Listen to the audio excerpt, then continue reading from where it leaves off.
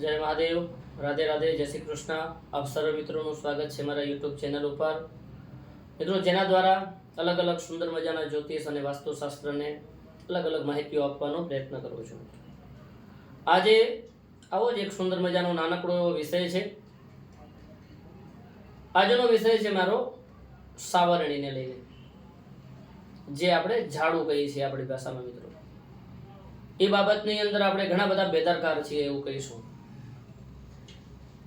અને આપણા શાસ્ત્રોની ભાષામાં કે વાસ્તુશાસ્ત્રની અંદર ઝાડુ એટલે ડાયરેક્ટ લક્ષ્મીજીથી કનેક્ટેડ છે અને લક્ષ્મીજીનો એની અંદર નિવાસ છે. આ વસ્તુને સ્વીકારવી ઘણા બધા માટે થોડી અશક્ય પણ હશે, સ્વીકારે પણ નહીં અને માનવામાં આવે એવું પણ નથી. પણ જે ઝાડુ છે એ લક્ષ્મી સાથે ડાયરેક્ટ કનેક્ટ છે, સીધો કોન્ટેક્ટ છે. તો એવી કઈ તકેદારીઓ રાખવી જોઈએ જેથી કરીને કોઈ પણ પ્રકારનું લક્ષ્મીને લઈને આપણાને દુષ્પરિણામ, ખરાબ પરિણામ ન મળે. તો મિત્રો, એક તો સાવરણી આપણે જોતા હોય તો આપણા ઘરની અંદર, દુકાનની અંદર, વ્યવસાયની અંદર ગમે ત્યાં અસ્ત વ્યસ્ત અવસ્થામાં પડેલી જોતી આવશું આપણે. હા, એના દ્વારા કામ સફાઈનું જ કરવાનું છે, પણ તેમ છતાંય એવા 2-4 નિયમો બતાવ્યા છે કે જેનું પાલન કરવામાં આવે તો 100% સારું અને સાત્વિક પરિણામ મેળવી શકાય છે. સર્વપ્રથમ તો આપણી જે સાવરણી છે, આપણા ઘરની અંદર, વ્યવસાયની અંદર, દુકાનની અંદર કોઈ પણ વ્યક્તિ આપણું ગ્રાહક આવે તો એને દેખાવી ન જોઈએ.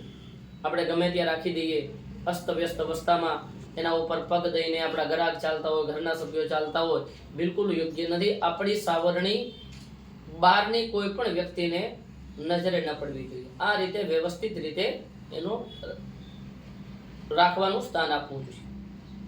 બીજું મહત્વનું કીધું છે કે સાવરણીને ક્યારેય પણ ઈશાન ખૂણામાં ન રાખવી જોઈએ.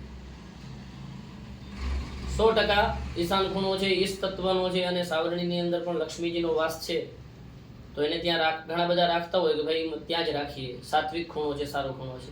પણ ઈશાન ખૂણાની અંદર જો સાવરણીને રાખવામાં આવશે તો ઘરની અંદર કજિયા કંકાસની સ્થિતિ વધી જશે. એટલે હંમેશા ધ્યાન રાખવું, ક્યારેય પણ ઈશાન ખૂણામાં ના રાખવું. ત્રીજા નંબરનું કીધું છે કે સાવરણીને એકદમ સુવાડેલી સ્થિતિમાં ના રાખવી.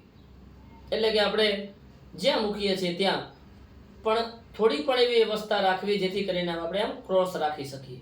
એકદમ ઊભી ન રાખીએ કે ન રહે એમ હોય, એવી વ્યવસ્થા ન હોય તો જે સફાઈ વાળો ભાગ છે સાવરણીનો એને નીચે રાખવો જોઈએ અને જે પકડવાનો ભાગ છે એને ઉપર રાખવો જોઈએ. પણ એકદમ ઊભી ન રાખી શકીએ એવી વ્યવસ્થા નથી, કારણ કે આધાર વગર તો એ રહેશે નહીં. તો પણ એવી વ્યવસ્થા કરીએ જેથી કરીને આડી રાખી શકાય. ત્યારબાદ કીધું છે કે સાવરણી ઘણી વખત એવું બનતું હોય કે એકદમ છેલ્લી સ્થિતિમાં આવી જાય, તેમ છતાં પણ આપણે સાવરણીને હજી ઉપયોગ કરતા જોઈએ છીએ. એકદમ એની અંદરથી ચીથરી હાલ થઈ જાય સાવરણી, પણ આપણે એને પીછો છોડતા નથી. તો સાવરણી સમયસર યોગ્ય સમયે બદલાવી લેવી જોઈએ. અને સાવરણી હંમેશા જો બદલાવી હોય, ઝાડુ તમારે બદલાવવું હોય તો શનિવારના દિવસે બદલાવવું જોઈએ.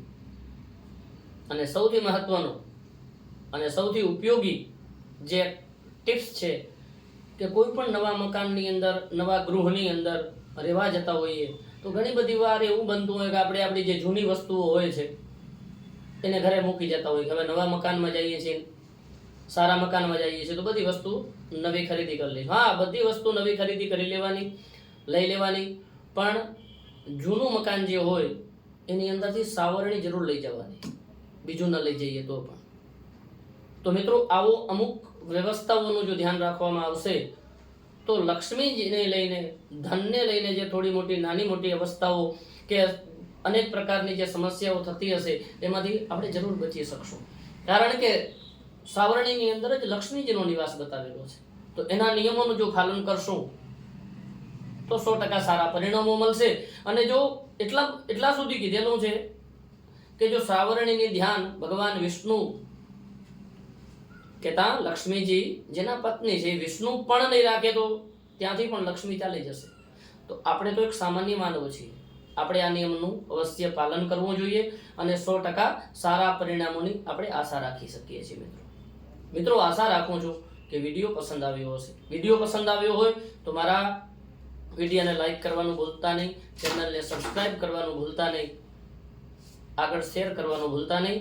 જય મહાદેવ, રાધે રાધે, જય શ્રી કૃષ્ણ.